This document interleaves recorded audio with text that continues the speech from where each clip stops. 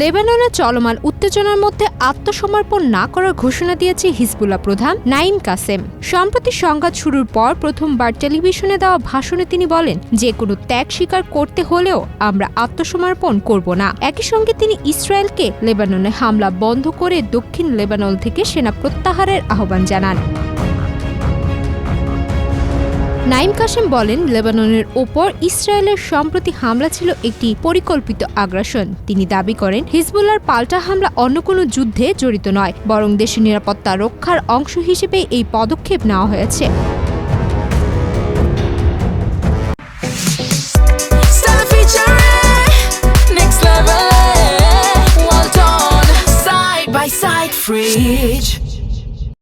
গত সোমবার ২ March Hezbollah ইসরায়েলের বিভিন্ন স্থানে ড্রোন ও রকেট হামলা চালায়। এর জবাবে ইসরায়েল লেবাননের বিভিন্ন এলাকায় পাল্টা হামলা শুরু করে। এতে কয়েক ডজন মানুষ নিহত হয়েছেন বলে জানা গেছে।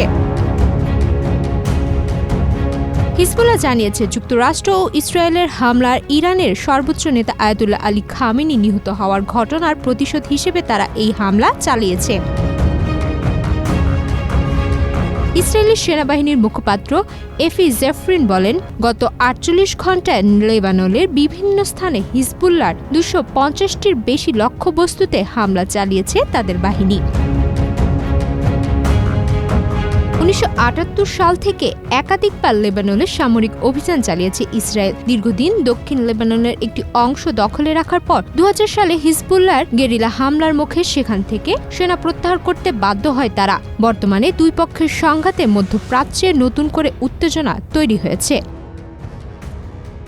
সুমাইয়া মিতু, বাংলাদেশ প্রতিদিন।